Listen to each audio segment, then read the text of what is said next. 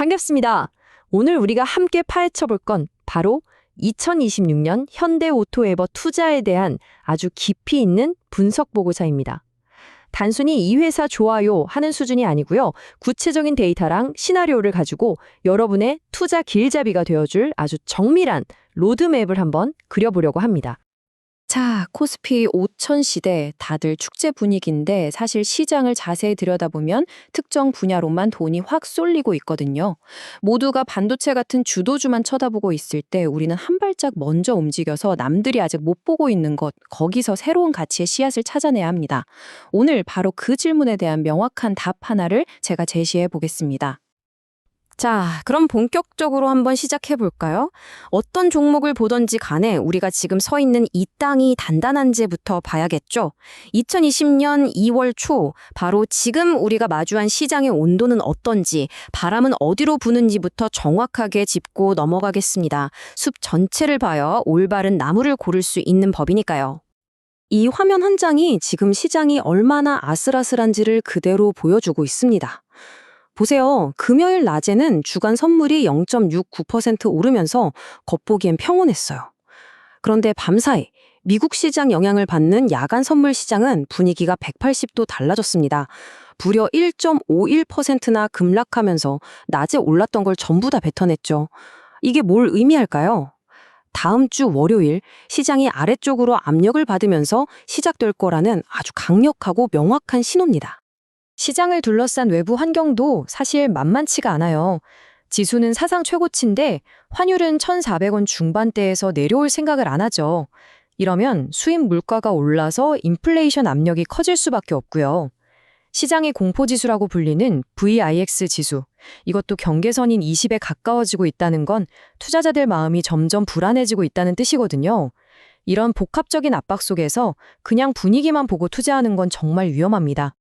자, 이제 숲에서 나와서 오늘의 주인공, 바로 이 나무를 자세히 들여다볼 시간입니다. 바로 현대오토에버.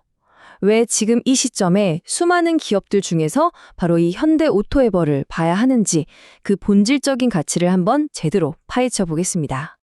혹시 아직도 현대오토에버를 그냥 그룹사 전산관리해주는 IT 계열사 정도로 생각하시면 절대 안 됩니다. 이 기업은 이제 현대차그룹이라는 거대한 몸의 심장이에요. 미래자동차, 로봇, 도시망공 모빌리티까지 그룹의 모든 미래 사업에 소프트웨어라는 뜨거운 피를 공급하는 핵심 동력원, 완전히 위상이 바뀌었습니다. 그 변화는 실적이 증명해주고 있죠. 2025년 성적표를 딱 보면 SI랑 ITO라는 안정적인 현금 창출원이 뒤를 든든하게 받쳐주고 있어요. 그 와중에 차량 소프트웨어 부문 성장세는 정말 놀라울 정도입니다. 특히 저 모빌진 플랫폼, 이게 앞으로 미래자동차 표준이 될 SDV의 두뇌 역할을 하거든요. 한 번 팔고 끝이 아니라 무선 업데이트 OTA, 커넥티드 카 서비스, CCS, 구독 같은 걸로 계속해서 돈을 버는 구독경제 모델의 핵심인 거죠. 안정성과 성장성 둘 다 잡은 완벽한 포트폴리오라고 할 수 있습니다.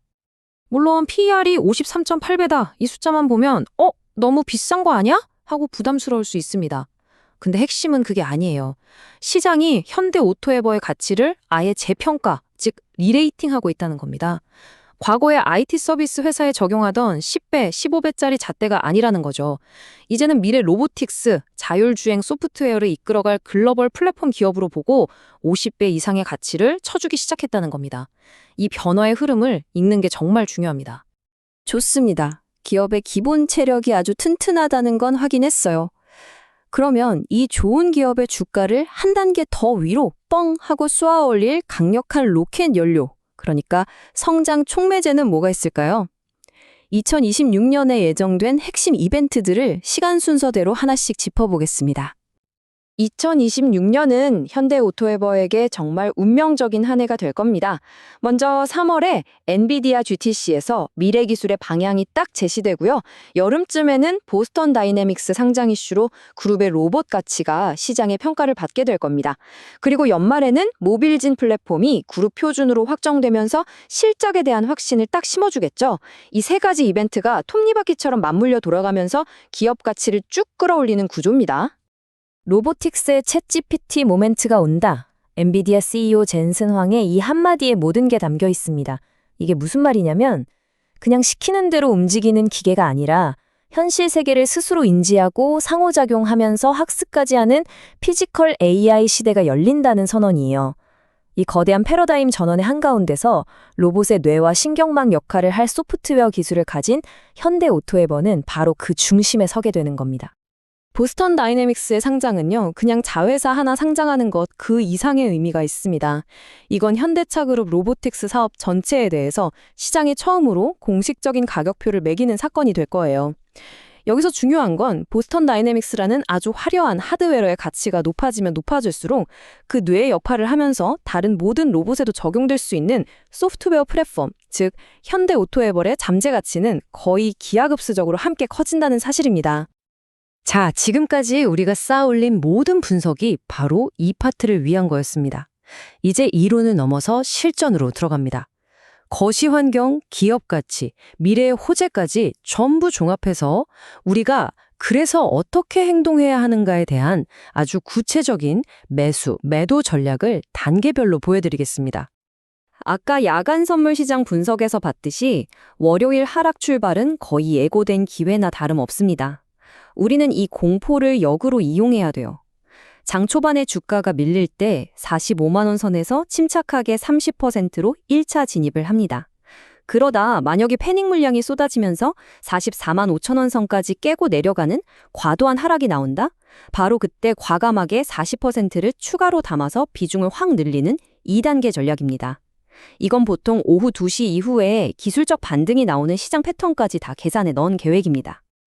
자, 이게 바로 2026년 한 해를 관통하는 우리의 전투 계획 전체 로드맵입니다. 2월에 주력 부대를 집중적으로 투입하고요. 3월에 GTC라는 첫 번째 전투에서 주가가 급증하면 20% 정도는 팔아서 총알, 즉 현금을 확보해둡니다. 그러고 나서 50만 원이라는 단단한 지지선을 확인한 뒤에 여름에 있을 IPO라는 가장 큰 전투를 향해 그 현금을 다시 투입하면서 60만 원 고지를 향해 가는 거죠. 그리고 연말이 다가오면서 65만 원, 70만 원에서 분할로 매도하면서 승리의 과실을 수확하는 아주 완벽한 연간 시나리오입니다. 근데 왜 이렇게 복잡하게 하냐고요? 그냥 사서 쭉 묻어두는 것도 물론 좋은 방법입니다. 하지만 GTC 같은 우리가 예측할 수 있는 큰 이벤트의 변동성을 이용해서 뉴스에 팔고 조정받을 때 다시 사는 이런 전략적인 스윙 매매를 더하면 그냥 장기 보유하는 것보다 15%에서 20%의 추가 수익, 즉 알파를 만들어낼 수 있다는 거죠. 우리의 분석과 노력을 수익으로 극대화하는 과정이라고 보시면 됩니다. 이제 모든 조각들을 다 맞춰서 전체 그림을 완성해 보겠습니다. 이 모든 분석을 꿰뚫는 현대오토에버 투자의 핵심 논리는 대체 무엇인지, 그리고 그럼에도 불구하고 우리가 반드시 대비해야 할 위험은 또 무엇인지 최종적으로 정리하겠습니다. 결론적으로 현대오토에버는 두 개의 심장을 가진 아주 특별한 주식입니다.